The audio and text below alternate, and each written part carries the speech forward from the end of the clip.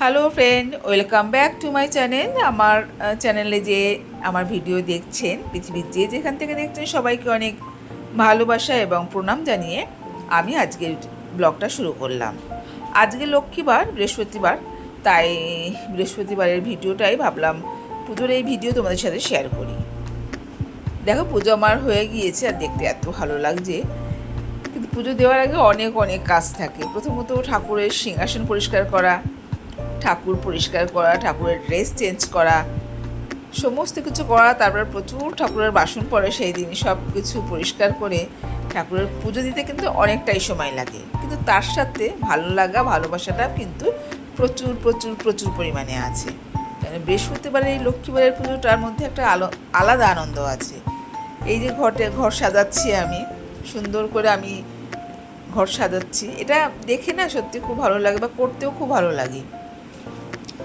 এক একজনের এক একটা নিয়ম। আমরা এইভাবে মা লক্ষ্মীর চিহ্ন এঁকে তার মধ্যে ঘটের মধ্যে দেবো একটা কয়েন আর দেব পান। তবে পান অনেকে ওপরেই দেয়, আমরা পান ঘটের মধ্যেই দিই। ঘটের মধ্যে পান দিয়ে, জল দিয়ে, তারপরে আমের পল্লবের মধ্যে বা সিঁদুর দিয়ে সেটা ঘটে দিয়ে, তারপরে কলা দিই, কলার মধ্যেও সিঁদুর দিই। এইভাবে আমরা ঘট সাজাই। এক একজনের এক একটা নিয়ম। সবাই আমরা মাকে ভালোবেসে, মাকে শ্রদ্ধা প্রণাম জানিয়ে মার উদ্দেশ্যেই করি। মা লক্ষ্মী সবেতেই খুশি হন। ভক্তিতেই মায়ের আনন্দ, খুশি।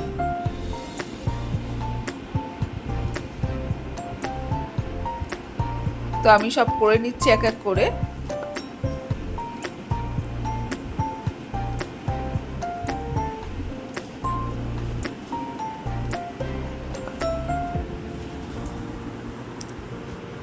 ঘট আমার সাজানো হয়ে গেল।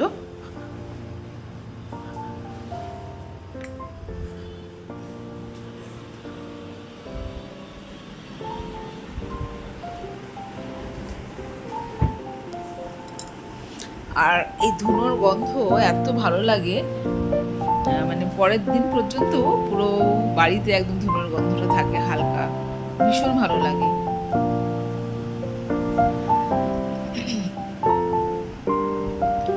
আর এটা হচ্ছে গঙ্গা মাটি।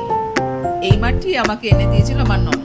যখন আমার বিয়ে প্রবেশ হয়েছিল তখন এই মাটি আমাকে এনে দিয়েছিল। তার থেকে মাটি কিছুটা ছিল, সেটা দিয়ে আমি এই মা লক্ষ্মীর ঘট বসানোর জন্য করে নিয়েছি একটা।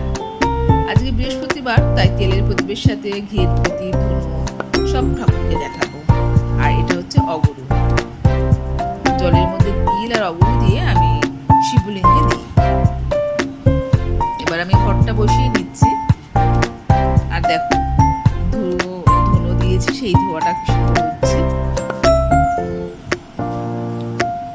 খুব ভালো লাগে ধুনো দিয়ে ঘরের পুজো দিতে, এত ভালো লাগে। আর আমি সব দেখিয়ে নিচ্ছি মাকে, মায়ের সাথে সব ঠাকুরকে দেখিয়ে নিলাম। পুজো দেওয়ার পরে গীতাটা পড়ে নিলাম আর মা লক্ষ্মীর পাশে গিয়ে পড়ে নিলাম।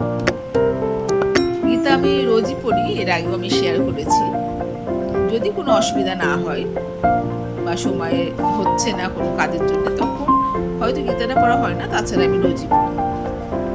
পুজো দিয়ে আমার হয়ে গেল। আর আজকের ভিডিওটা এই পর্যন্ত।